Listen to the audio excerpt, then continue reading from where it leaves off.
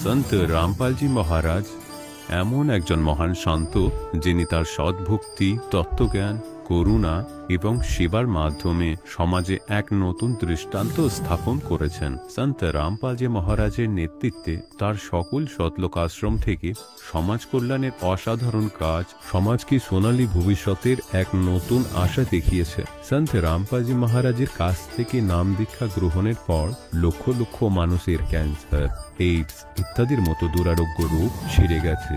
সন্তজির জ্ঞানে অনুপ্রাণিত হয়ে তার অনুগামীরা লক্ষ লক্ষ ইউনিট রক্তদান করেছেন। সন্তজি লক্ষ লক্ষ বোন ও কন্যার যৌতুক মুক্ত বিবাহ করিয়েছেন। সন্তজি লক্ষ লক্ষ মানুষকে নেশা থেকে মুক্তি দিয়েছেন। কোটি কোটি ভেঙে যাওয়া পরিবার আবার জোড়া লেগেছে। সন্তজির আশ্রমে সমাগমের সময় বিনামূল্যে চক্ষু চিকিৎসা, দন্ত চিকিৎসা প্রদান করা হয়।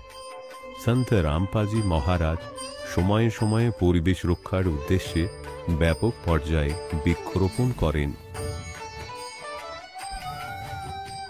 সন্তজি অভাবীদের তাৎক্ষণিক ত্রাণ সরবরাহের জন্য অ্যাম্বুলেন্স পরিষেবা চালু করেছেন। সন্তজি তার অনুগামীদের দেহদানের জন্য অনুপ্রাণিত করেন, যাতে মানবতার সেবা এবং চিকিৎসা ক্ষেত্রে উন্নতি হতে পারে। সন্ত রামপালজি মহারাজের সকল আশ্রমে প্রতিটি সমাগমে বিনামূল্যে ভান্ডারার আয়োজন করা হয়, যেখানে প্রতিটি শ্রেণী, প্রতিটি জাতি এবং প্রতিটি ধর্মের মানুষ একসাথে বসে খাবার খায়।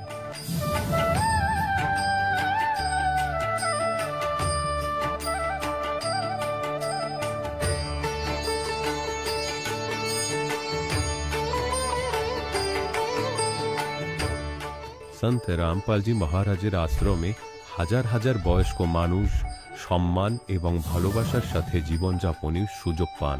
তাদের খাওয়া, থাকা এবং স্বাস্থ্যের সম্পূর্ণ দায়িত্ব সন্ত রামপালজি মহারাজ গ্রহণ করেন। অনাথ শিশুদের জন্য সন্ত রামপালজি মহারাজের সকল আশ্রম কোনো আশীর্বাদের চেয়ে কম নয়। এখানে শিক্ষা, সংস্কৃতি এবং ভবিষ্যতের জন্য উন্নত সুযোগ প্রদান করা হয়। বন্যা হোক, ভূমিকম্প হোক বা মহামারী, সন্ত রামপালজি মহারাজ এবং তার অনুগামীরা সবসময় অসহায় মানুষের জন্য সবার আগে দাঁড়িয়ে থাকেন। কোভিড মহামারীর সময় সন্ত রামপালজি মহারাজের আশ্রম থেকে কোটি কোটি মানুষের জন্য খাবার, ওষুধ এবং জীবন রক্ষাকারী সামগ্রী সরবরাহ করা হয়েছিল। দরিদ্রদের সাহায্য হোক বা কোনো শোষিত ও নিপীড়িত শ্রেণীর অধিকার ও সম্মানের লড়াই, সন্ত রামপালজি মহারাজ সবসময় তাদের কণ্ঠস্বর সরকারের কাছে পৌঁছে দিয়েছেন এবং তাদের যথাযথ ন্যায় বিচার প্রদানে গুরুত্বপূর্ণ ভূমিকা পালন করেছেন।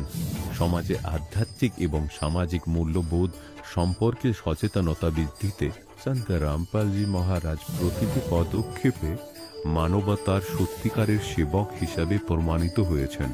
সন্ত রামপালজি মহারাজের জীবন আমাদের শেখায় যে সত্যিকারের সেবা হলো সেই সেবা যা নিঃস্বার্থভাবে করা হয়। আসুন আমরাও সেই মহান সেবার কাজে এই মহান সাধকের সাথে যুক্ত হই এবং সন্ত রামপালজি মহারাজের কাছ থেকে নাম দীক্ষা নিয়ে আমাদের জীবনকে ধন্য করি।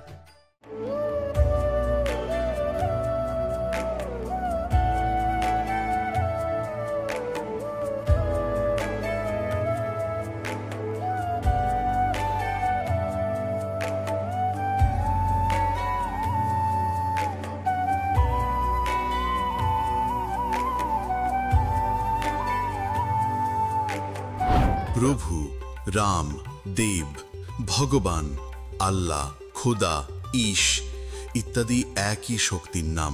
তিনি কেমন, কোথায়, কিভাবে খুঁজে পাওয়া যাবে, তাকে কে দেখেছে?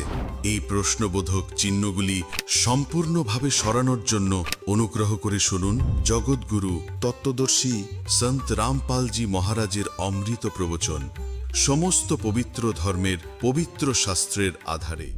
নমস্কার দর্শকগণ, আজকের এই সাক্ষাৎকারে আমরা শুনব সাগর চালকের জীবনের এক অসাধারণ পরিবর্তনের গল্প। তিনি একসময় ছিলেন একনিষ্ঠ শিবভক্ত, কিন্তু নেশা ও অশান্তির অন্ধকারে ডুবেছিলেন। তবে তার জীবন নতুন মোড় নেয় যখন তিনি সন্ত রামপালজি মহারাজের সৎসঙ্গ শুনতে শুরু করেন। সৎসঙ্গের জ্ঞান ও প্রমাণ সমৃদ্ধ ব্যাখ্যা তার বিশ্বাসকে গভীরভাবে নাড়া দেয়। ধীরে ধীরে তিনি নেশা ছাড়েন, জীবনে শান্তি ও সমৃদ্ধি ফিরে পান এবং শেষ পর্যন্ত সন্ত রামপালজি মহারাজের শরণ গ্রহণ করেন। আজ তিনি নিজের অভিজ্ঞতা শেয়ার করছেন, যাতে আরো অনেক মানুষ সত্য পথ খুঁজে পায়। চলুন শুনি তার বাস্তব অভিজ্ঞতার কথা। নমস্কার স্যার। নমস্কার। স্যার আপনার নাম কি? সাগর চালক। আপনি কোথা থেকে এসেছেন স্যার?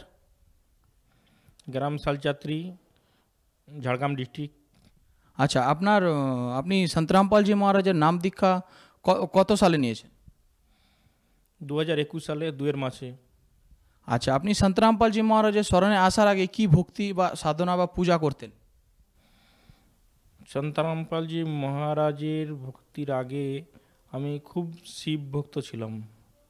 মানে জল ঢালা বলো, তারকেশ্বরে কাউড়ি নিয়ে যাওয়া এবং শিবরাত্রি পালন করা, মানে পূজা পাশা শিবের এরকম করতাম আর কি। ভক্তি খুব করতাম, শিবের ভক্তি খুব। আচ্ছা, আপনি বললেন আগে আপনি শিব পূজা করতেন, তো এখন আপনি সন্ত রামপালজি মহারাজের স্মরণে কি করে আসলেন? সন্ত রামপাল মহারাজের স্মরণে আসার কারণ, মানে আমি তো শিবভক্ত ছিলাম, তো সেই কারণে আমি প্রচুর নেশা করতাম আর কি। নেশা বলতে গাঁজা নেশা খুব বেশি করতাম। তো প্রতিদিন আমার মানে 5 চিলিম 6 চিলিম গাঁজা লাগতো। তো আমি মানে পেশায় ড্রাইভার ছিলাম, তো এই কারণে আমি সারাদিন গাড়ি চালাতাম, আর রাত্রে যখন বাড়ি যেতাম তখন বাড়ি গিয়ে সব কিছু বাজারপত্র বাড়িতে রেখে দিয়ে আর গাঁজা আর চিলিম নিয়ে আমি খুব বাইরে একটু বেরিয়ে আসতাম ফাঁকের দিকে। তো ওইখানে এসে আমি বসে মোবাইল চালু করে আর শিবের লীলা টিলা এই সকল দেখতাম আর কি, আর গাঁজা খেতাম। তো খাতে খাতে হঠাৎ একদিন সন্ত রামপাল মহারাজের সৎসঙ্গ আমার মোবাইলে আসে। আসার পরে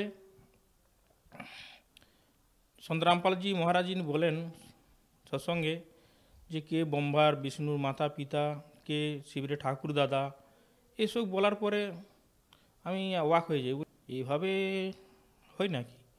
আমি ভিডিওটা দেখি না, ভিডিওটা আমি পার করে দিই। পার করে দেওয়ার পর আমি অন্য কিছু দেখার চেষ্টা করি, কিন্তু অন্য কিছু দেখলেও আমার মনটা কিন্তু সন্ত রামপাল মহারাজের যে উনি যে বললেন যে ব্রহ্মা বিষ্ণুর মহেশের মাতা পিতা ঠাকুরদাকে, তো ওইটা আমার প্রেরণা হচ্ছে ভিতরে মনের মধ্যে যে না, উনি যে বললেন তো ওনার একটুকু উনি কি বলছেন ওনারটা একটু শোনার আছে। কিন্তু এই কথা তো কখন আমরা শুনি না যে ব্রহ্মা বিষ্ণু মহেশ্বরের মানে ঠাকুর দাদা মানে বাবা মা আছে।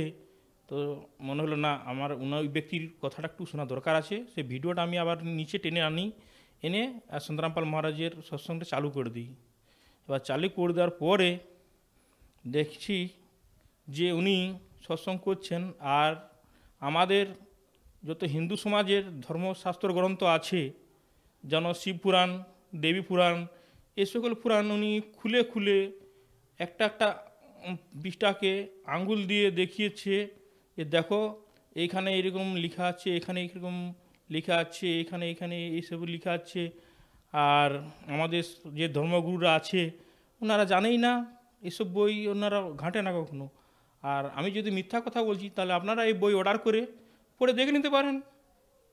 হ্যাঁ, তখন আমারও তো বিশ্বাস হলো যে হ্যাঁ, ইনি তো সত্যি কথাই বলছেন, যেহেতু আমাদের ধর্মশাস্ত্র গ্রন্থের বইয়ের মধ্যে উনি এইসব দেখাচ্ছেন। আমারও বিশ্বাস হলো যে না, উনি ঠিকই বলছেন। তাই আমি সৎসঙ্গ দেখলি, সেদিন দেখার পরে আমাকে খুবই ভালো লাগলো। আর ভালো লাগার পরে আমি ওই সৎসঙ্গে যে লাইক আছে লাইক করলাম, সাবস্ক্রাইব করলাম, কমেন্ট করলাম, করার পরে আমি ছেড়ে দিলাম। ছেড়ে দেওয়ার পর প্রতিদিন একটা করে সৎসঙ্গ আসে সুন্দরামপাল মহারাজজির। তো আমি প্রতিদিন একটা করে সৎসঙ্গ দেখতে থাকি। তো হঠাৎ একদিন সৃষ্টি রচনা চলে আসে। তো সৃষ্টি রচনা যখন আসে তো আমি সৃষ্টি রচনাও খুব মানে মন যোগ দিয়ে দেখি সুন্দরামপাল মহারাজের। তো দেখার পর আমি সৃষ্টি রচনাটা 3 ঘন্টার মানে ওটা সৎসঙ্গ, তো আমি 3 ঘন্টাতে আমি ওটা শেষ করতে পারি না। তো হাফ দেখেছি, আর হাফ আমি মানে আমার বন্ধ করে রেখে আর আমি আমার বন্ধুকে ওই ভিডিওটা শেয়ার করে দিই। শেয়ার করে দিই এই কারণেই যে আমি কালকে আবার হাফ দেখব, তো যে ভিডিওটা যদি চলে যায় আমি খুঁজে পাবো না, এই কারণে আমি আমার বন্ধুকে শেয়ার করি। তো শেয়ার করার পরে তারপর দুসরা দিন আমি ওই ভিডিওটা ওই রাত 9টার সময় গাঁজা চিলিম নিয়ে আবার বসে আবার এখানে দেখি। আবার দেখার পরে যখন এই সৃষ্টি রচনা সম্পূর্ণ আমি দেখলাম, দেখার পরে আমাকে মানে কি বলবো যে ভিতর থেকে একটা মনের মধ্যে একটা কান্না টাইপের ভাব আমার শরীরে এলো, চোখে মুখে জল চলে এলো যে না, ইনি যে বলছেন সুন্দরামপাল মহারাজজি, ইনি তো সত্যিই বলছেন। এসব জ্ঞান তো কখনো আমরা শুনিই না। আর এইসব যখন আমি সৃষ্টি রচনা শুনলাম তখন নিজেকে মানে এমন লাগছে যে যদি না সুন্দরামপাল মহারাজজি ইনি যদি না সৎসঙ্গ করতেন, না যদি বলতেন এই সৎসঙ্গের বিষয়ে, তাহলে আমরা কখনো জানতে পারতাম না যে ব্রহ্মা বিষ্ণু মাতা পিতা কে, এবং ব্রহ্মা বিষ্ণু মহেশ্বরের দুর্গার উপরেও যে পরম শক্তি আছে, যে তার নাম কবির, সে আমাদের বেদ থেকে প্রমাণ দেখিয়েছে। তো এ সকল দেখার পরে আমিও বাস্তবে অবাক হয়ে পড়ি, আর আমার মানে ওই সৎসঙ্গ দেখার পরে খুব মানে ইচ্ছুক হই যে হ্যাঁ, যে এই পৃথিবীতে কিংবা এই ব্রহ্মাণ্ডে যদি সৎসঙ্গ মানে করছে তো সুন্দরামপাল মহারাজই সৎসঙ্গ করছেন। আর অন্য যে মানে গুরু আছে এসব বন্ডব, ইনারা কখনো আজ অবধি শাস্ত্র খুলে দেখায়নি, কেউ দেখায়নি আজকে। আচ্ছা স্যার, আপনি আপনার যে গুরুজি এখন বলছেন সন্ত রামপালজি মহারাজ, ইনি প্রমাণটা কোথা থেকে দেখায়? বা সৃষ্টি রচনা আপনি বললেন সৃষ্টি রচনা শুনেছেন, প্রমাণটা কোথা থেকে দেখিয়েছে আপনি একটু বলেন। দেখেন, আমাদের তো মানে কি বলবো, হিন্দু সমাজে যে শাস্ত্র আছে না, শাস্ত্র থেকে দেখাচ্ছেন। ধরো বেদ আছে, গীতা আছে, শিবপুরাণ আছে, দেবী পুরাণ আছে, এগুলার থেকে দেখাচ্ছে। তো এইভাবে যখন আমি দেখার পরে আমার ইচ্ছুক উঠে মনে যে না, আমি যদি গুরু বানাই তাহলে সুন্দরামপাল মহারাজজিকেই গুরু বানাবো। তো এই আমার মনের মধ্যে আমি সম্পর্ক করি আর কি, যে আমি গুরু কিন্তু সুন্দরামপালকে মহারাজই বানাবো, অন্য কাউকে আমি গুরু বানাবো না। ইনি আমাদের ধর্মশাস্ত্র অনুসারেই বলতেছেন, আর ইনি যে ভক্তিটা বলছেন এই ভক্তিটাই সঠিক। এইভাবেই আমার মানে মনে প্রেরণা হয়ে আমি এটাকে সঠিক মনে করি, সঠিক পথ মনে করি, আমি সুন্দরামপাল মহারাজের কে গুরু বানাই। আচ্ছা স্যার, আপনি সন্ত রামপালজি মহারাজের শরণে কীভাবে এলেন? সুন্দরামপাল মহারাজের শরণে আমি এলাম, আগে তো সৎসঙ্গ আমি দেখলামই একটানা মানে 1 মাস এবং 2 মাস। আমি যখন সুন্দরামপাল মহারাজের ওই 1 সপ্তাহ মতন সৎসঙ্গ দেখেছিলাম না, তখন সুন্দরামপাল মহারাজজি আমার স্বপ্নের মাধ্যমে আমাকে এসে জ্ঞান চর্চা আমার সাথে করে। মানে আমাকে ফাঁকা জায়গার মধ্যে আমি বসে আছি, আর সুন্দরামপাল মহারাজজি এই কুর্তা আর মাথা পাগড়ি বেঁধে আর আমার সামনে আস্তে আস্তে হেঁটে হেঁটে আসে, আর আমি এখানে বসে আছি একটা ফাঁকা জায়গার মধ্যে। এসে আমাকে উনি বলছেন যে এটা আর ভক্তি করো, আর কারণ আমি এই সময় পৃথিবী লোকে এসেছি, আর তোমাদের মতন মানব কত জন্ম তোমাদের হয়েছে, কত জন্ম তোমরা গাবিয়ে দিয়েছো, 84 লাখ ভোগ করেছো, কুকুর গাথা কত বেনেছো নিজেরা। আর মানুষ জন্ম এই কারণেই পায় যে সৎভক্তি করে সৎলোক চলে যাবে এবং মুখ্য লাভ মানে করার জন্যে, কিন্তু এই মানুষ কখনো বুঝতে চায়নি, আর এই সকল সৎভক্তি করতে চায়নি, বললেও কেউ বুঝতে চায়নি। তো আমি এই পৃথিবীর লোকে এই সময় এসেছি, আমার স্মরণে চলে আসো, তোমাকে আমি এমন একটি স্থান আছে যেখানে মানুষ গেলে কখনো মানে জন্ম হলে একবার মৃত্যু হয় না। ওইখানে না আছে বুড়াপা, না আছে রোগ, না আছে জ্বালা, না কিছু। ওইখানে শুধু সুখ আর সুখ। ওখানে দুধের নদী আছে, মানে ঘিয়ের নদী আছে, আর ওইখানে বড় বড় বাগান, ফল, বৃক্ষ, পাহাড় আছে, ঝর্ণা আছে, এই সকল আছে। তো এইভাবে আমাকে এসে বুঝিয়েছে। তো আমি তো নিজেই জানতাম না যে সতলোক কোথায়। তো আমি বলি হ্যাঁ এরকম কিছু আছে। বলছে হ্যাঁ বাবা, সেখানে অমর লোক আছে যেখানে কখনো মৃত্যু হয় না কারো। তো এসব বুঝাবার পরে আমি ওনার কিনে সম্পর্ক করি নিজের থেকে যে হ্যাঁ আমি আপনাকে দণ্ডাত প্রণাম করে ওনাকে বলি যে হ্যাঁ গুরুজি, আমি তোমার শরণে যেতে চাই। তখন বললে হ্যাঁ বাবা তুমি আসো। তো এইভাবে বলার পরে আমার স্বপ্ন ভেঙে যায়। ভেঙে যাওয়ার পরে আমি উঠে আমার বউকে বলি, জানো সন্ত রামপাল মহারাজ আমার স্বপ্নে এসেছিলো আর আমাকে এই সকল বলছে যে ওই একটা লোক আছে সতলোক বলে, আর ওইখানে না কখনো গেলে মৃত্যু হয় না। তো স্বপ্ন হয়েছে। আরেকদিন আমি বাড়িতে মানে শুয়েছিলাম, তো মানে বিকেলবেলা 4টা বাজে এই সময় আমি ঘুমিয়েছি জাস্ট, কিন্তু আমার চোখ বন্ধ ছিল, আমি ঘুমাইনি, চোখ খালি একটু বন্ধ আছে, ঘুমাইনি। কিন্তু সেদিনও আমার সরাসরি সন্ত রামপাল মহারাজ আমার সামনে এসে প্রকট হয়ে যান। তো হয়ে আমাকে বলেন, বেটা তুমি কবে যাবে দীক্ষা নিতে? তো আমি বলি যাব। তো বলছে না চলো, টাইম খুব জলদি পেরিয়ে যাচ্ছে, শীঘ্রই মানে সময় চলে যাচ্ছে, তুমি কবে যাবে? আমি বলি আমি তো যাবো বলেছি তো আপনাকে, যাবো আমি, যখন আপনাকে আমি যাবো বলেছি আমি যাবোই।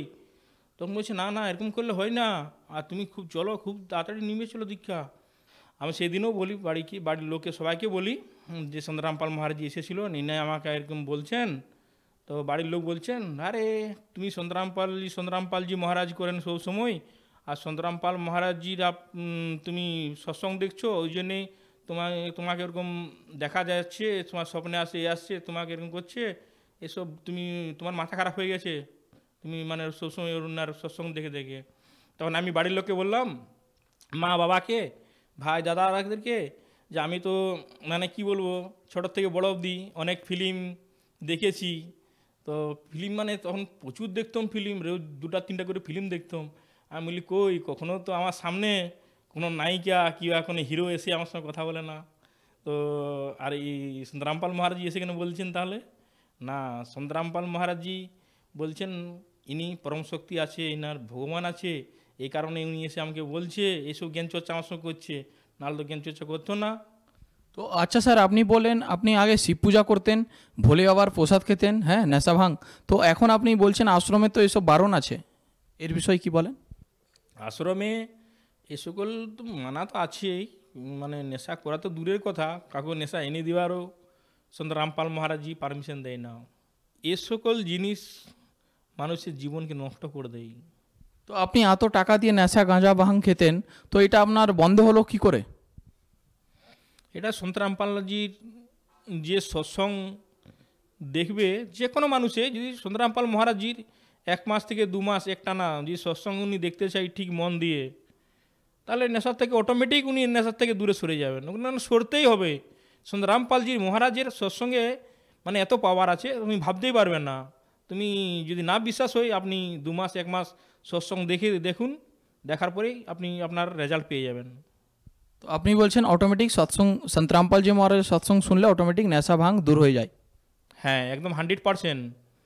সন্ত রামপালজির মহারাজের সৎসঙ্গ যদি কেউ দেখে, তাকে নেশার থেকে দূরে হতেই হবে, এরকমই পাওয়ার আছে। আচ্ছা স্যার, তো আপনি বলছেন নেশা দূর হয়ে যায়, সৎসঙ্গ শুনলেই নেশা দূর হয়ে যায়, তো আমাদের দর্শকদেরকে একটু বলবেন, কেন এখানে আমাদের সরকার করছে নেশামুক্ত এত কেন্দ্র আছে, জেলায় নেশামুক্ত কেন্দ্র আছে, তো এতে মানুষজন গেলেই ঠিক হচ্ছে না, তো আপনার বলছেন সন্ত রামপালজি মহারাজ সৎসঙ্গ শুনলেই নিমিষেই ঠিক হয়ে যায়, তো আপনাদের গুরুজি কিছু দেয় কি জড়িবাটকালা বা কিছু করে কি, জাদু কি করে? আমাদের গুরুজি তো কোনো জুড়িবুটি কিংবা কোনো জাদু, কোনো টোনা এসকল কিছু করেন না, ঠিক আছে। আর সরকারের কথা বলছেন, সরকার যেমন মুহিম চালাচ্ছে নেশামুক্তর, সেরকম ঘরে ঘরে লাইসেন্সও দিয়ে দিচ্ছে নেশা করার জন্যে। তো ওনারা সরকার মুহিম না চালায়, যদি মদ দোকানগুলো বন্ধ করে, লাইসেন্সগুলো বন্ধ করে, তখনই তো নেশা ভারত মুক্তি হবে না, মানে নেশা মুক্তি হবে, না হলে কী করে মুক্তি হবে? ওনারা একদিক থেকে বলছেন আমরা নেশা মুক্তি মহন চালাচ্ছি, আর একদিকের থেকে মানে কাউকেও লাইসেন্স দিয়ে দিচ্ছে, তাহলে এভাবে কি নেশা বন্ধ করা যায়? এভাবে বন্ধ করা যায় না।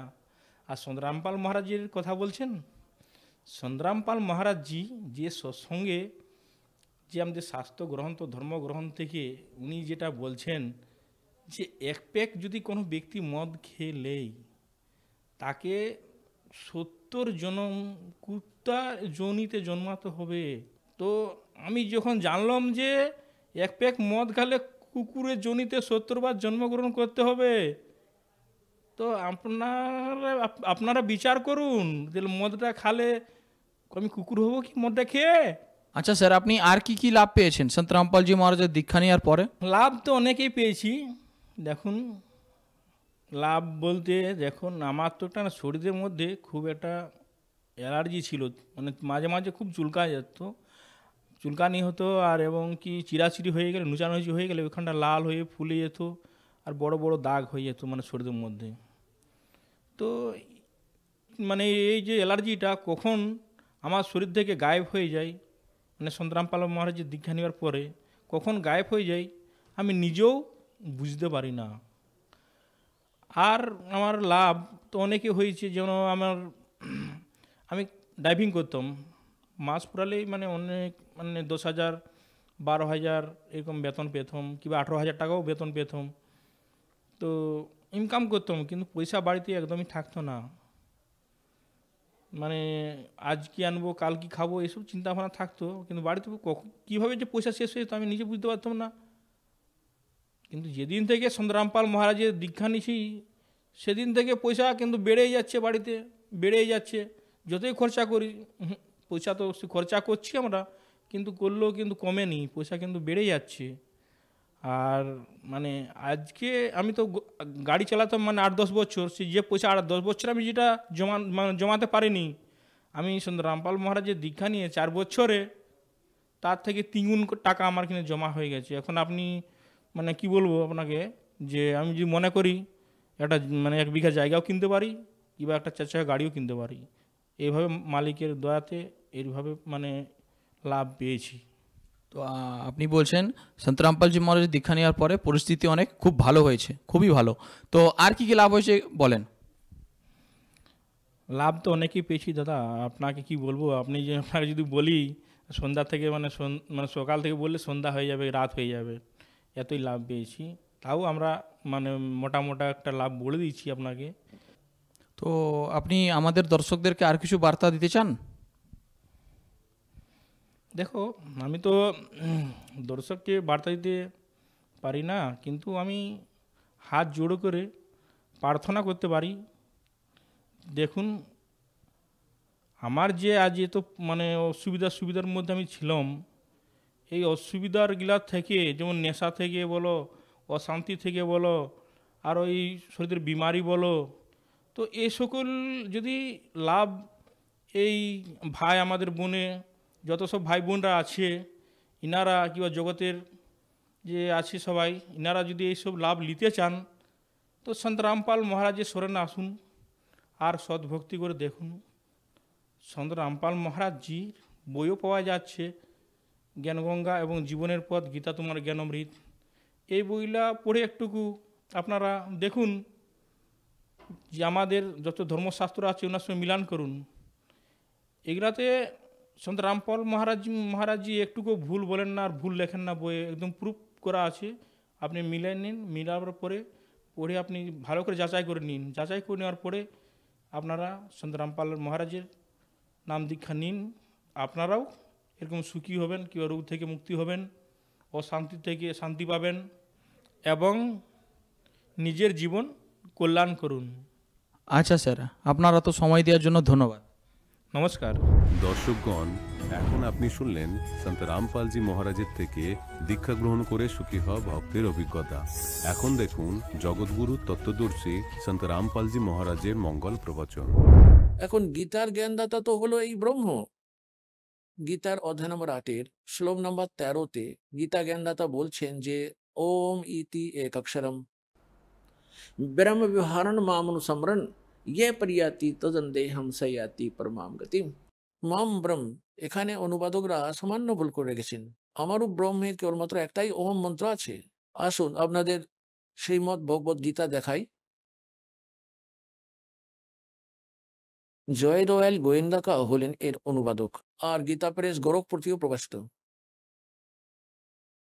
গীতা অধ্যায় নম্বর 8-এর শ্লোক নম্বর 13-তে আপনাদের দেখাচ্ছি। শ্রীমদ্ ভগবদ গীতা অধ্যায় 8 আর শ্লোক নম্বর 13, এর মধ্যে আমরা সংস্কৃতটাও পড়ে নেব। ওম ইতি এক অক্ষরম ব্রহ্ম বিহরণ মম অনুস্মরণ ইয়াহ প্রয়াতি ত্যাজন দেহম সহ ইয়াতি পরমম গতিম। ইনি কি বলছেন? মাম ব্রহ্ম, আমারও ব্রহ্মের কেবলমাত্র একটি ওম অক্ষর আছে। ওম এই একটি অক্ষর আছে, নাথিং এলস।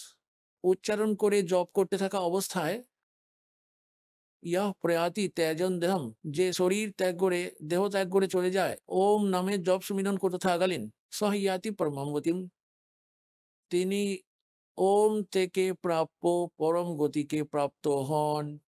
এটা শ্রী দেবী দুর্গা নিজে দেবী পুরাণের মধ্যে স্পষ্টভাবে বলেছেন।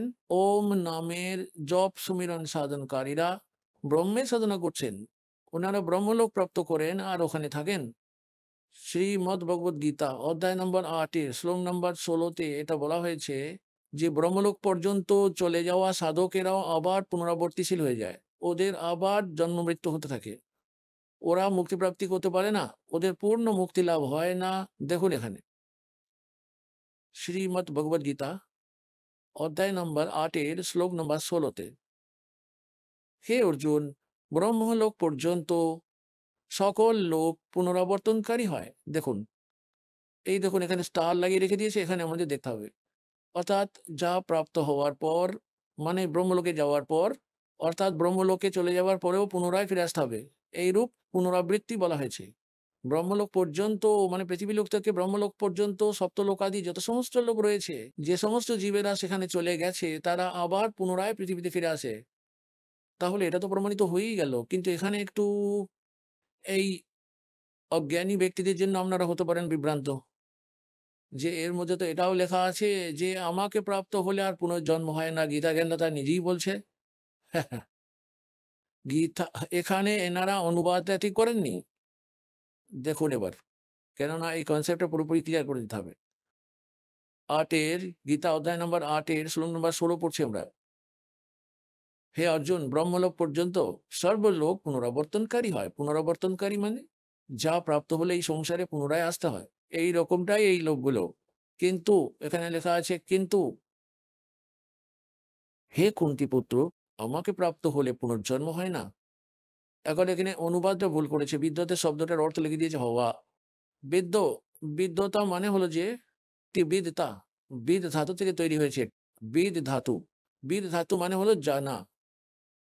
বিদ্যতে, বিদ্যতে মানে যিনি, নে বিদ্যতে মানে যিনি এটা জানেন না। যে ব্রহ্মলোকে চলে যাওয়া জীবেরাও পুনরাবর্তনকারী হয়। হে অর্জুন, তারা আমাকে প্রাপ্ত করেও পুনর্জন্মকে প্রাপ্ত করতে থাকে। অর্জুন, এর অর্থ তো আসলে এটা হয়, এনাদের অনুবাদে ত্রুটি এটা। এর অর্থ এটা হয় যে যারা এটা জানে না যে ব্রহ্মলোকে গিয়েও জীব পুনরাবর্তনশীল হয়, যদি সেখানে গিয়েও তাদের পুনর্জন্ম হতেই থাকে, তাহলে আমাকে প্রাপ্ত হলেও, আমার সাধনা করলেও ওরা পুনরাবর্তনশীলই হবে, ওদের পুনর্জন্ম হয়।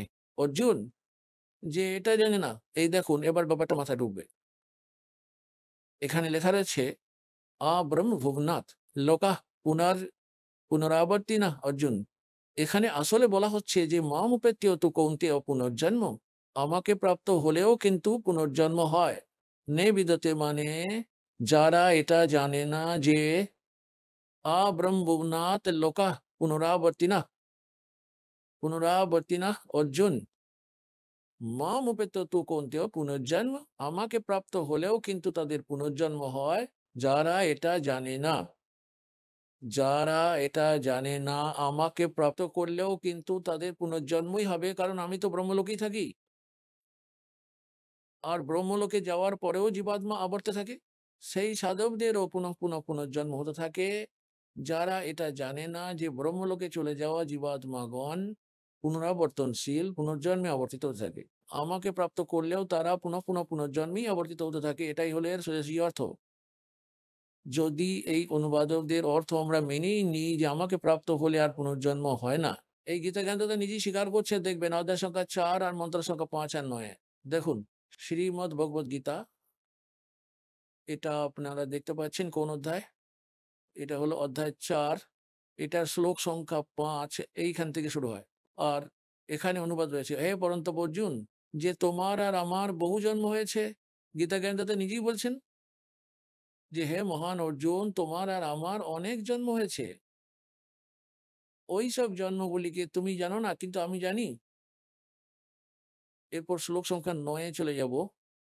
এই অধ্যায় 4ই শ্লোক সংখ্যা 9 বলা হচ্ছে, অর্জুন, আমার জন্ম আর কর্ম দিব্য অর্থাৎ ঐশ্বরিক, অলৌকিক।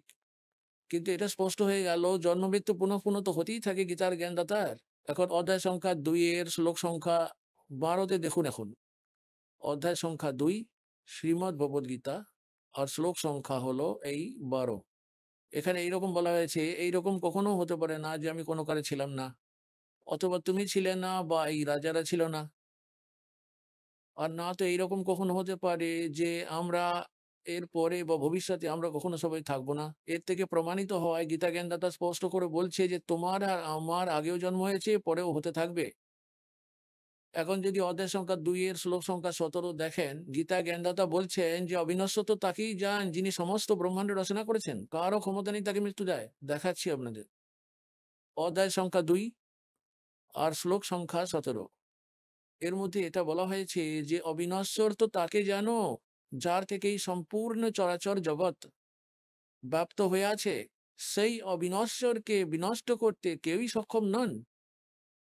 এটি নিশ্চিত করে দেয় গীতা জ্ঞানদাতা থেকেও অন্য কেউ আছেন সর্বসক্ষম, শক্তিশালী আর অবিনশ্বর পরমাত্মা। গীতার অধ্যায় সংখ্যা 10 এর শ্লোক সংখ্যা 2 এ গীতা জ্ঞানদাতা স্বয়ং বলছেন যে অর্জুন, আমার উৎপত্তিকে না তো দেবতাবৃন্দ জানেন, না তো ঋষিগণ, কারণ এই সর্বজনই, এনাদের সবার উৎপত্তির কারণ আমি, কারণ এরা সবাই কাল থেকে, ব্রহ্ম থেকে উৎপন্ন হয়েছে। এখন গীতার জ্ঞানদাতা তো এই কাল ব্রহ্মই, যাকে খরপুরুষ বলা হয়। এই গীতার 15 অধ্যায়ের 16 আর 17 শ্লোকে 3 জন পুরুষের কথা বলা হয়েছে, খরপুরুষ আর অক্ষর পুরুষ। খরপুরুষ তো এই গীতা জ্ঞানদাতাই, যিনি শ্রীকৃষ্ণের মধ্যে প্রবেশ করে বলছেন। ইনি কেবলমাত্র 21 ব্রহ্মাণ্ডের প্রভুত্ব বা আধিপত্য, মালিকানা পেয়েছেন। আর অক্ষর পুরুষ হলো 7 শঙ্খ ব্রহ্মাণ্ডের অধিপতি, 7 শঙ্খ ব্রহ্মাণ্ডের অধিপতি। এতটারই এ মালিক, অধিপতি, প্রভু। আবার গীতার 15 অধ্যায়ের 17 নম্বর শ্লোকে বলা হয়েছে উত্তম পুরুষ তুয়ান্নিয়া। উত্তম পুরুষ মানে সর্বশ্রেষ্ঠ পরমাত্মা। পুরুষোত্তম তো কেউ অন্যজনই, খর পুরুষ অক্ষর পুরুষ থেকে আলাদা।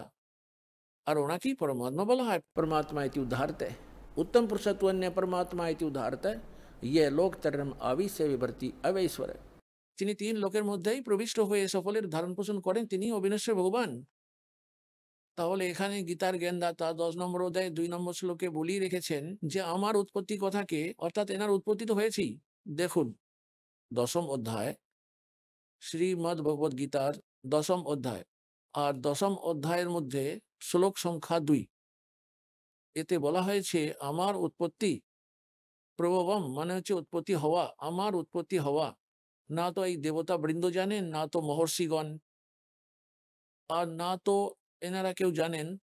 আমার উৎপত্তি বিষয়ে না তো এই দেবতাবৃন্দ, না তো মহর্ষিগণ অবগত আছেন। কেননা আমি সকল প্রকারে এই দেবতাবৃন্দ আর মহর্ষিগণের আদি কারণ, আমি আদি কারণ হই, অর্থাৎ এনাদের উৎপত্তিও আমার থেকেই হয়েছে। এটা আপনারা সৃষ্টি রচনা থেকে, যা দাস আপনাদেরকে বহুবার বর্ণনা করে শুনিয়েছে, তা থেকে সহজেই বুঝতে পারবেন। এবার এর থেকে নির্ধারিত হয়ে গেল যে গীতার জ্ঞানদাতা হলো ব্রহ্ম, আর এর জন্মমৃত্যু হতে থাকে। যদি শ্রীমদ্ ভগবদ গীতার অধ্যায় সংখ্যা 8 এবং শ্লোক সংখ্যা 16, যা এই অনুবাদকেরা অনুবাদ করেছেন, এই অর্থ নিরূপিত করে দিয়েছেন যে আমাকে প্রাপ্ত হলে পুনর্জন্ম আর হয় না অর্জুন। আর তারপর এটাও বলেছেন যে যারা ব্রহ্মলোকে চলে গেছে তাদের প্রত্যেকেরই পুনরাবৃত্তি আছে, যারা সেখানে গেছে তাদের জন্মমৃত্যু আছে। তাহলে তাদের সেই অর্থ অনুবাদ ভুল। আসলে বাস্তবতা হলো যে গীতা জ্ঞানদাতা বলছেন যে আমি ব্রহ্ম, আর আমার একটাই নাম মন্ত্র ওম আছে। আর ওম নামের জপে যতটা মুক্তি অর্জিত হয়, আমার স্তরের পরম মুক্তি হলো সেটা। এটির বিষয়ে শ্রী দেবীজি স্পষ্ট করে বলেছেন সপ্তম স্কন্ধে 562 পৃষ্ঠাতে, সচিত্র মোটা ধরনের গীতা প্রেস গোরখপুর থেকে প্রকাশিত। দেবী দুর্গা হিমালয়কে উপদেশ দিচ্ছেন যে ওম নামে জপ করো, ব্রহ্মকে প্রাপ্ত করা একমাত্র উদ্দেশ্য রাখো, আর এতে তোমার কল্যাণ হয়ে যাবে, আর তুমি সেখানে চলে যাবে আর তাকে প্রাপ্ত হয়ে যাবে। আর সে কোথায় থাকে? ব্রহ্মলোকে। আর এখানেও 8 অধ্যায় 13 শ্লোকে গীতা জ্ঞানদাতা বলছেন যে আমারও ব্রহ্মের একটি ওম মন্ত্র আছে, নাথিং এলস।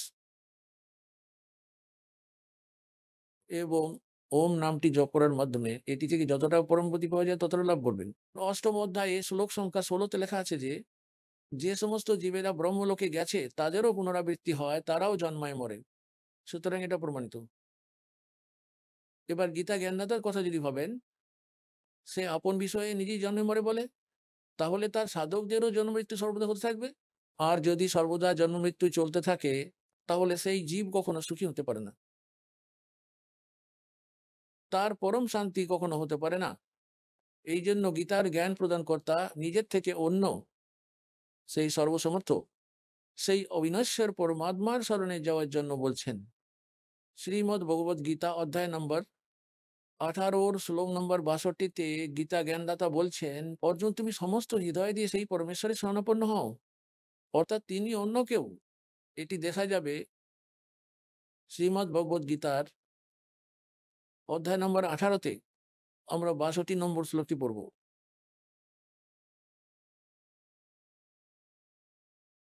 হে ভারত, সর্বপ্রকারে তুমি সেই পরমেশ্বরেরই শরণে যাও, সেই পরমাত্মার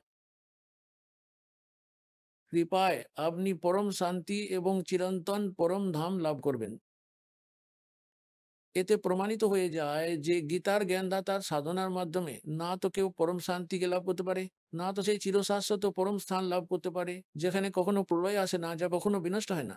তারপর শ্রীমদ্ ভগবদ গীতাতে অধ্যায় নম্বর 15তে শ্লোক নম্বর থেকে 4 পর্যন্ত এর মধ্যে একটা সারাংশ আছে। যেমন আমরা দেখতে পাই শ্রীমদ্ ভগবদ গীতার অধ্যায় নম্বর 4 শ্লোক নম্বর 32-34 এটা স্পষ্টভাবে বলা হয়েছিল যে ওটার মধ্যে রয়েছে 32 নম্বর শ্লোকের মধ্যে যে অর্জুন নানা ধরনের যজ্ঞের কথা, অর্থাৎ অনেক ধরনের ধার্মিক অনুষ্ঠানের এবং সাধনাগুলির সত্য সচ্চিদানন্দ ঘন ব্রহ্ম অর্থাৎ পরম অক্ষর ব্রহ্মের মুখকমল থেকে উচ্চারিত বাণীতে যেটা বলা হয়েছে সেটা তত্ত্বজ্ঞান, সেটা বিশদভাবে বর্ণিত হয়েছে। আর সেই তত্ত্বজ্ঞান হওয়ার পর সম্পূর্ণ মুক্তি লাভ হয়। চতুর্থ অধ্যায়ের 34 নম্বর শ্লোকে বলা হয়েছে সেই তত্ত্বজ্ঞান যেটা সচ্চিদানন্দ ঘন ব্রহ্ম অর্থাৎ সেই সত্য পুরুষ, সেই অকাল মূর্তি স্বয়ং নিজে এসে স্বমুখ কমল থেকে বলেন, সেটাই হলো তত্ত্বজ্ঞান। আর সেই তত্ত্বজ্ঞানকে তুই তত্ত্বদর্শী সন্তের কাছে গিয়ে জেনে বুঝে নে। ওনাকে দণ্ডবত প্রণাম করলে, ছল কপটতা ছেড়ে প্রশ্ন করলে, সরলতাপূর্বক প্রশ্ন করলে ওই তত্ত্বদর্শী সন্ত তোকে ওই তত্ত্বজ্ঞানের উপদেশ দেবেন। এর থেকে তো এটা প্রমাণিত হয়ে যায় যে গীতা জ্ঞানদাতা নিজ ব্যতীত অন্য কোনো প্রভু বলছেন, নিজের থেকে অন্য কোনো পরমাত্মার বিষয়ে সংকেত বার্তা দিচ্ছেন। আর সেই তত্ত্বজ্ঞানের সঙ্গে গীতার জ্ঞানদাতাও পরিচিত নন। তাহলে ওই তত্ত্বজ্ঞানটিকে যে তত্ত্বদর্শী সন্তের কাছে গিয়ে প্রশ্ন করতে বলেছেন, তাঁর বৈশিষ্ট্য বলেছেন 15 অধ্যায়ের প্রথম শ্লোকে, যে যিনি ওই সন্ত হবেন উল্টো ঝোলানো জগৎ সংসার বৃক্ষরূপী এই সৃষ্টি, অর্থাৎ ঊর্ধ্ব মূলম অধঃ শাখম, ঊর্ধ্ব মূলম অধঃ শাখম অশ্বথম প্রাহু অব্যম, উপর দিকে শিকড়যুক্ত, নিচের দিকে শাখাযুক্ত। ঊর্ধ্ব মূলম অধঃ শাখম অশ্বথম প্রাহু অব্যম ছন্দাসি यस्य पर्णानि ये तम वेद स वेदविद। এর মধ্যে এটা বোঝানো হয়েছে এই সৃষ্টি হলো উল্টো ঝোলানো একটি জগৎ সংসার রূপী বৃক্ষ। অর্জুন, ঊর্ধ্ব মূলম অধঃ শাখম, উপরের দিকে শিকড়, নিচের দিকে শাখাগুলি, অর্থাৎ উপরে শতলোকের মধ্যে যে পরমাত্মা বিরাজ করেন তিনি হলেন মূল এই সমস্ত জগৎ সংসার রূপী বৃক্ষের। এই সমস্ত উদ্ভিদেরা যত সব গাছপালা আছে, যেমন একটি বড় বৃক্ষ, এরা জল আহারাদি কোথা থেকে গ্রহণ করে? মূল থেকে, শিকড় থেকে।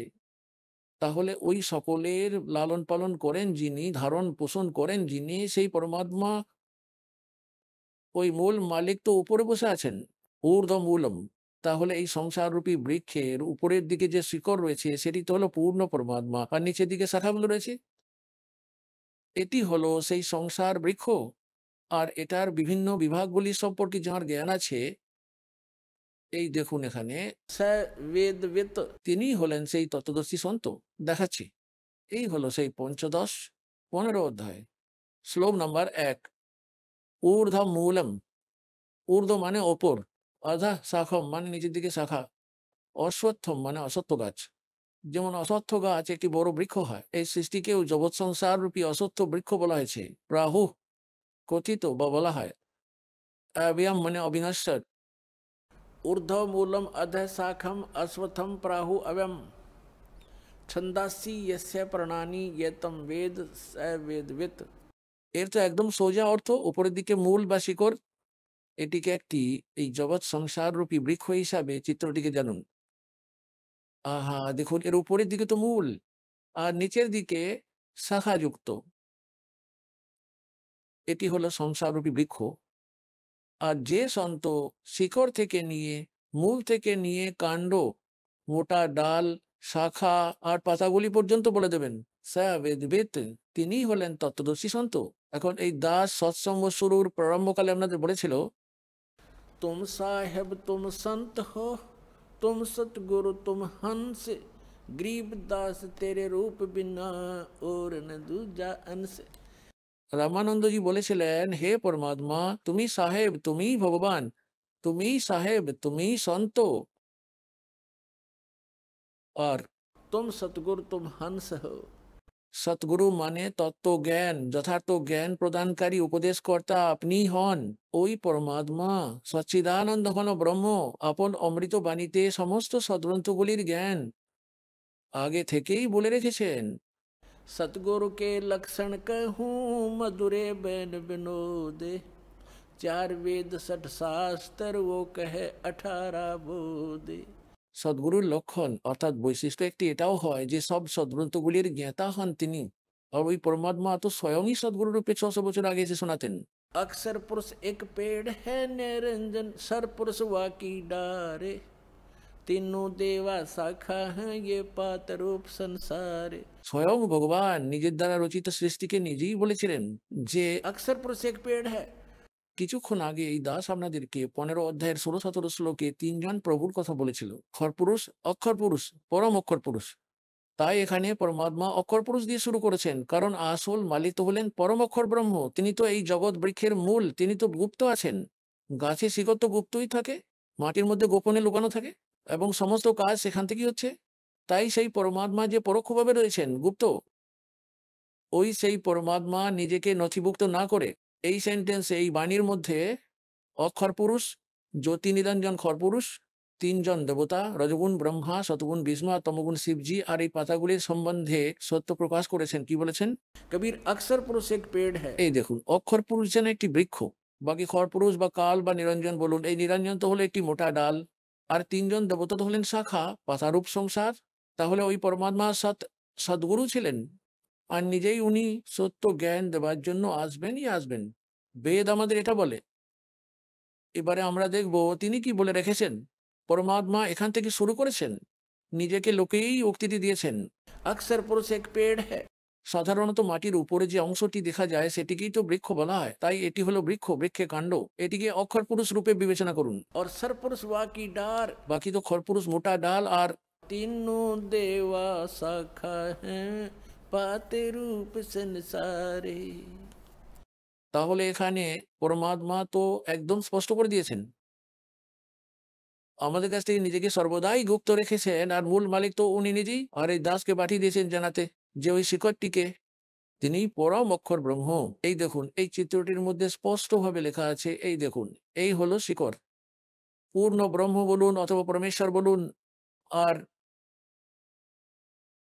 এটি হলো পরম অক্ষর ব্রহ্ম। এই যে শিকড় দেখতে পাচ্ছেন, এটিকে পরম অক্ষর ব্রহ্ম বলে বিবেচনা করুন। এই হলো মূল এই জগৎ সংসার স্বরূপ বৃক্ষের। আর কে সেই তিনি? এবার এই চিত্রটি দেখুন, তিনি হলেন পূর্ণ ব্রহ্ম কবির দেব কবির সাহেব। এই কবির পরমেশ্বরই পরমক্ষর ব্রহ্ম। এই হলো সংসার বৃক্ষের শিকড়। और এই अक्षर पुरुष एक पेड़ है, सरपुरुष की डार और तीनों देवा शाखा है ये पात्र। এবার আমরা ফিরে আসি গীতার অধ্যায় নম্বর 15 শ্লোক নম্বর 1-এ। ঊর্ধ্ব মূলম অধ্যায় শাখম। গীতার জ্ঞানদাতা শুধু এতটুকুই বলেছেন যে জগৎ বৃক্ষের উপরে শিকড়, নিচের দিকে শাখা।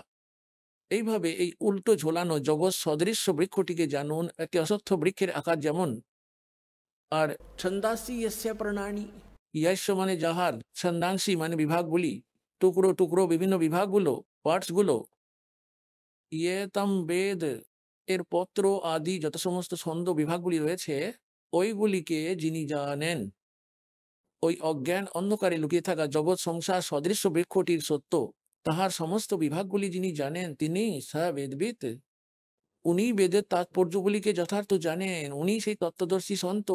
এই যে দেখুন, শ্রীমদ্ ভগবদ গীতা, গীতার 15 অধ্যায় 15 অধ্যায় শ্লোক নম্বর 1। আদি পুরুষ পরমেশ্বর রূপ মূল বিশিষ্ট। এরপরে এনারা গড়বড় করে দিয়েছেন। এটাতে তো এনারা ঠিক লিখেছেন, এখানে লিখে দিয়েছেন আধাহ শাখম মানে ব্রহ্মা রূপ মুখ্য শাখা বিশিষ্ট। এখানে এনারা ভুল করেছেন। আধাহ শাখম মানে হচ্ছে নিচের দিকে শাখা বিশিষ্ট। তারপরে শ্লোকটি দেখুন, এটি হলো গীতারই 15 অধ্যায়ের 2 নম্বর শ্লোক। এর মধ্যে আধাহ 2 বার লেখা আছে আধাহ, এবং এনারা সেটি এখানে অনুবাদ করেছেন আধাহ মানে নিচে, নিচে, আধাহ মানে নিচে।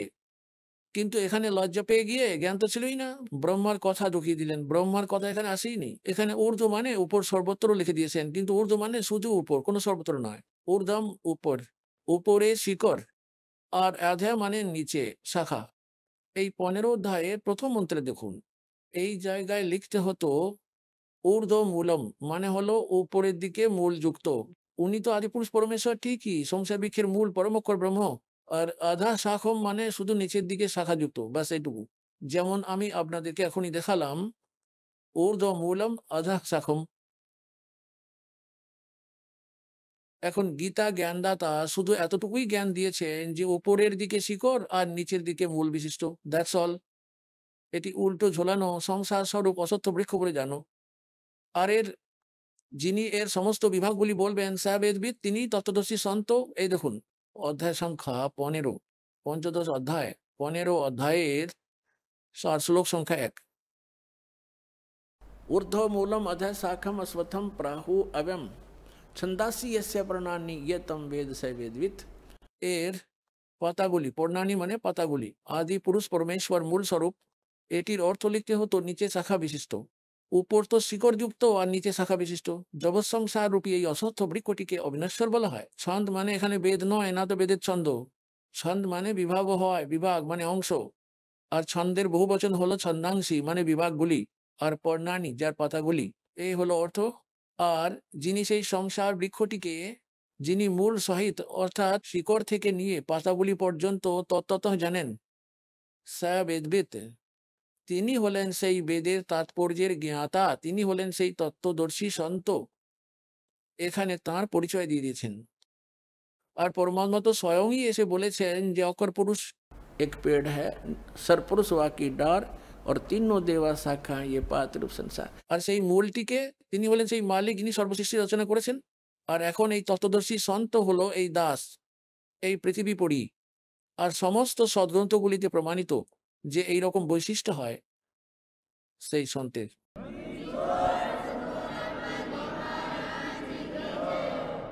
এখন দেখবো আমরা কি বলা হয়েছে 15 অধ্যায়ের 4র্থ শ্লোকে। এখানে সুস্পষ্ট করে দিয়েছেন যে যখন সেই তত্ত্বদর্শী সন্ত মিলে যাবে, তখন তিনি তত্ত্বজ্ঞানের উপদেশ দেবেন। আর সেই তত্ত্বজ্ঞানরূপী অস্ত্র দ্বারা এই অজ্ঞানতারূপী বিভ্রান্তিতে জড়িয়ে থাকা গ্রন্থি জট কাটিয়ে, অর্থাৎ সত্য জ্ঞান সঠিক বুঝে তৎপশ্চাৎ পরমেশ্বরের সেই পরম স্থানের সন্ধান করা উচিত, যেখানে পৌঁছানোর পর সাধকবর্গ আর কখনো এই সংসারে ফিরে আসে না। গীতার জ্ঞানদাতা বলেন, আমারও তো জন্ম মৃত্যু আছে, যেমন তোমার আছে অর্জুন। তো যতক্ষণ জন্ম মৃত্যু চক্রে থাকবে, ততক্ষণ পূর্ণ মুক্তি পরম শান্তি লাভ করতে পারে না, আর চিরশাশ্বত পরম স্থান পায়নি ওরা। এখন আরো একটু দেখুন গীতার 15তম অধ্যায়ে কি বলতে চেয়েছেন গীতার জ্ঞানদাতা। এই 3য় শ্লোকটি দেখুন, এই সংসার রূপী জগৎ বৃক্ষের স্বরূপ যেটি যেমন এখানে বলা হয়েছে, এখন এখানে এই রূপ এটি সম্পর্কে আলোচনাকালে মানে তোমার আমার মধ্যে এই গীতা সংবাদ চলাকালে যেহেতু আমার জানা নেই, সেহেতু এই জ্ঞান গীতা থেকে পাওয়া যাবে না, কারণ এর কোনো শুরু আর শেষ নেই। আর গীতার জ্ঞানদাতা বিশ্ব জগতের স্রষ্টা নন, সেই জন্য তিনি এটি সম্পর্কে জানেন না। না তো এটির ভালো রকমের স্থিতির ব্যাপারে তাঁর জ্ঞান আছে। অতএব অতএব এই সুবিরূঢ় মূলম, অত্যন্ত দৃঢ় মূলযুক্ত এই অহন্তা মমতা বসানো বল, অত্যন্ত দৃঢ় মূল উপরের লোকগুলিতে যেখানে পরমাত্মা বিরাজমান থাকেন, উনি যেখান থেকে সমস্ত কিছুর ধারণ পোষণ করেন, যা মূল হলো সর্বসৃষ্টি, ওই ঊর্ধ্ব জগতের লোকগুলি দৃঢ়, ওই অবিনশ্বর স্থানগুলি যেমন সাতলোক, আলাখ লোক, আগম লোক আর আকাহ লোক, যাকে অনামী লোকও বলা হয়, ওইগুলি তো হলো সুদৃঢ় মূল, সুদৃঢ় মূলম। ওই সুদৃঢ় মূল স্বরূপ ওই অবিনশ্বর স্থানের অবিনশ্বর ভগবানকে এই দেখুন, সুবিরূঢ় মূলম, অতিশয় দৃঢ় মূল বিশিষ্ট এই জগৎ সংসার রূপী অসত্য বৃক্ষটিকে, এই উল্টো ঝোলানো জগৎ বৃক্ষরূপী সৃষ্টিটিকে দৃঢ়ম, দৃঢ়েন, দৃঢ় অর্থাৎ অটল, অটুট, একদম হৃষ্টপুষ্ট। আর তারপর অসঙ্গ শস্ত্রেন, তত্ত্ব জ্ঞান রূপী শস্ত্র দ্বারা, এইসব বৈরাগ্য রূপী নয়, এখানে অর্থটি ভুল করা হয়েছে, এটি হবে তত্ত্ব জ্ঞান রূপী শস্ত্র দ্বারা কেটে ফেলে। আসলে বলা হচ্ছে এটি একটি চিরন্তন শাশ্বত জ্ঞান, প্রথমে এটিকে ভালোভাবে বুঝে নিন। তাহার পর এখন এই 15 অধ্যায়েরই ওই 4র্থ শ্লোক থেকে পড়ব শ্রীমদ্ ভগবদ গীতাটি। তারপর সেই পরম পদরূপ পরমেশ্বরকে উত্তম রূপে অন্বেষণ করা উচিত, যেখানে গত সাধক আর এই সংসারে পুনরায় ফিরে আসে না, এবং যে পরমেশ্বর থেকে এই জগৎ সংসার বৃক্ষরূপী সৃষ্টি বা সৃষ্টি রচনা বিস্তৃত বা উৎপত্তি হয়েছে, অর্থাৎ যিনি এই জগৎ সংসার বৃক্ষটি রচনা করেছেন, সমস্ত ব্রহ্মাণ্ডগুলি রচনা করেছেন, সেই আদি পুরুষ বা সনাতন পরমাত্মার স্মরণে আমি আছি। এই প্রকার দৃঢ় নিশ্চয় করে ওই পরমেশ্বরেরই মনন এবং ধ্যান চিন্তন করা উচিত। এখন আপনি শুনলেন সন্ত রামপালজি মহারাজের মঙ্গল প্রবচন। আসুন এখন শুনি সন্ত রামপালজি মহারাজের থেকে নাম দীক্ষা গ্রহণ করে এবং সদ্ভক্তি করে আশ্চর্যজনক লাভ অর্জনকারী অনুগামীদের অভিজ্ঞতা।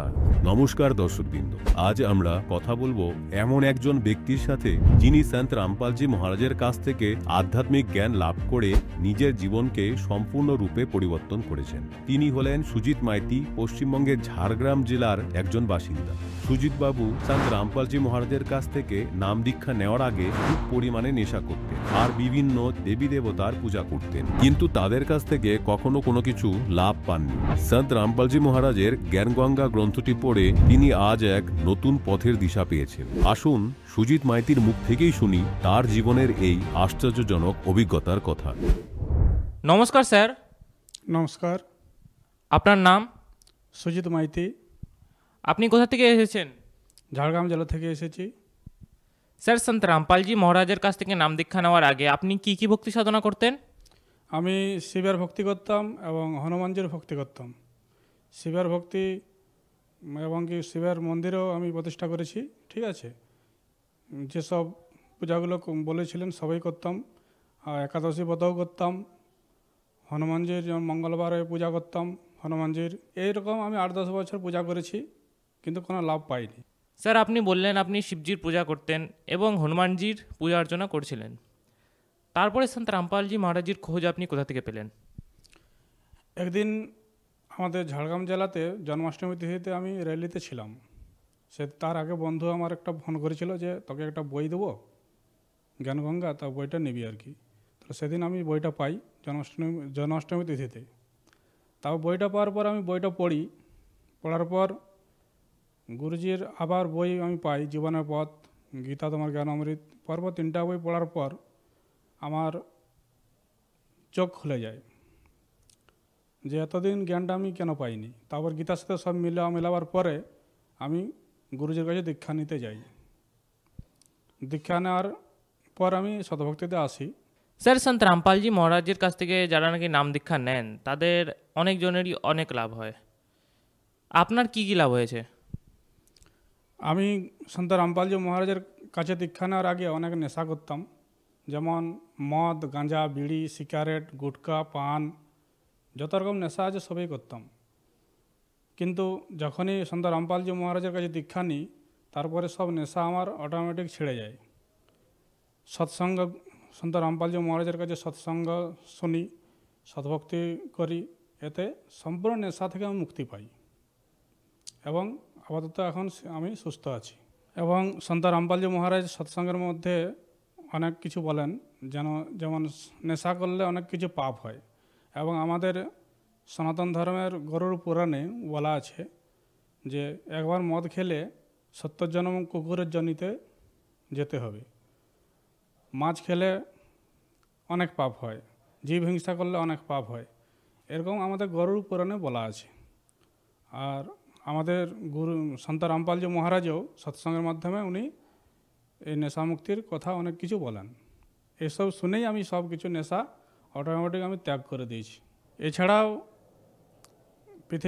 বর্তমান পৃথিবীতে সন্ত রামপালজি মহারাজে হচ্ছেন তত্ত্বদর্শী সন্ত।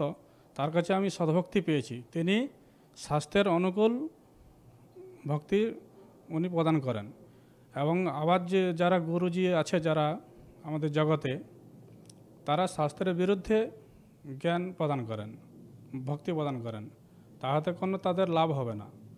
একমাত্র সন্ত রামপালজি মহারাজের কাছে দীক্ষা নিলে লাভ হবে এবং কি মুক্তির পথ পাওয়া যাবে। স্যার, আপনি বললেন সন্ত রামপালজি মহারাজের কাছ থেকে নাম দীক্ষা নেওয়ার পর আপনার নেশা পূর্ণরূপে সমাপ্ত হয়ে যায়। এছাড়াও সন্ত রামপালজি মহারাজজি সমাজের জন্য কি কি কাজ করেন? সমাজের জন্য উনি নেশামুক্তির কাজ করেন এবং সমাজকে শুধরাবার জন্য বিষাক্ত যেমন পণ প্রথা আছে, দহেজ, যেটাকে হিন্দিতে দহেজ বলা হয়, এই পণ প্রথা থেকে উনি মুক্তির জন্য পণ মুক্ত বিবাহর উনি সমাজ সংস্কারকের ভূমিকা পালন করছেন। এর সাথে নেশামুক্তির ভূমিকা উনি পালন করছেন, যাতে আমাদের সমাজ সঠিক দিশায় চলে। স্যার, সন্ত রামপালজি মহারাজের কাছ থেকে নাম দীক্ষা নেওয়ার পর আপনার অনেক লাভ হয়েছে। আপনার যে দীর্ঘদিনের নেশা ছিল, সেই নেশার থেকে আপনি মুক্তি হয়ে যান। তাহলে যারা নাকি আপনাকে এখন দর্শকগণ টিভিতে দেখছেন, তাদেরকে আপনি কি বার্তা দিতে চান? তাদেরকে আমি এই কথাই বলতে চাই যে তারা শাস্ত্র খুলে যেন দেখেন, আমাদের গীতাতে কি আছে, বেদে কি আছে, আর 18 পুরাণে কি আছে, তার সাথে জ্ঞানটা মেলান। আমি বলছি না যে আমাদের সন্ত রামপালজি মহারাজের শ্রেষ্ঠ গুরু। আপনারা ধর্মগ্রন্থগুলো খুলে দেখুন, নিজে আপনারা সিদ্ধান্ত করুন কোনটা ঠিক কোনটা বেঠিক। শাস্ত্রের প্রমাণ দেওয়া আছে। ভগবান শ্রীকৃষ্ণও গীতাতে বলেছেন, অর্জুন, তোর কাছে শাস্ত্রেই প্রমাণ, শাস্ত্র খুলে দেখ, শাস্ত্রে যেটা বলেছে ওটাই ঠিক, শাস্ত্রে যেটা বলেনি ওটা ভুল। অতএব আপনারা গীতা খুলে দেখুন, শাস্ত্রের সাথে আপনারা মিলান, আপনাদের জ্ঞানটা সঠিক দেখুন, তারপর আপনারা সিদ্ধান্ত নেন কোনটা ঠিক কোনটা বেঠিক। এছাড়া আপনারাও সন্ত রামপালজি মহারাজের কাছে নাম দীক্ষা নিয়ে নিজের জীবন কল্যাণ করুন। স্যার, আপনার বার্তা শুনে যদি কেউ সন্ত রামপালজি মহারাজের কাছ থেকে নাম দীক্ষা নিতে চায়, তাহলে তারা কিভাবে নাম দীক্ষা প্রাপ্ত করতে পারবেন? সন্ত রামপালজি মহারাজের যেসব বই আছে, যেন জ্ঞানগঙ্গা, জীবনের পথ, গীতা তোমার জ্ঞানামৃত, এই বইয়ে ফোন নাম্বার দেওয়া আছে, বা আপনারা ইউটিউবে গিয়ে আপনারা পেয়ে যাবেন সন্ত রামপালজি মহারাজের ফোন নাম্বার। সেখানে ফোন করলে আপনারা সঠিক জায়গা বলে দেবে যে নামদান সেন্টারে নাম দীক্ষা দেওয়া হয় অনলাইনের মাধ্যমে। এরপর আপনারা যদি যেতে চান সন্ত রামপালজি মহারাজ যে বরবালা হরিয়ানাতে, সেখানে যেতে পারেন, এবং মোবাইল নাম্বারে আপনারা যোগাযোগ করুন, আপনারা পেয়ে যাবেন আপনাদের সামনের নামদান কেন্দ্রের ঠিকানা। আপনারা নিকটতম নামদান সেন্টারে গিয়ে আপনারা সন্ত রামপালজি মহারাজের কাছে নাম দীক্ষা নিয়ে নিজের জীবন কল্যাণ করুন। ধন্যবাদ স্যার। ধন্যবাদ।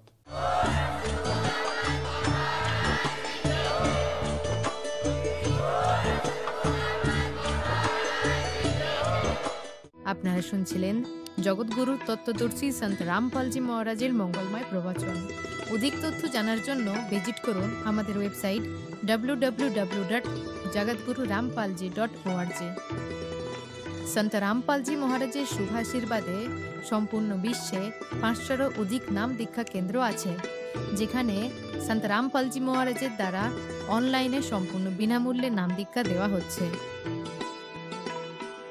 আপনার নিকটবর্তী নাম দীক্ষা কেন্দ্রের ঠিকানা জানার জন্য যোগাযোগ করুন 918882914911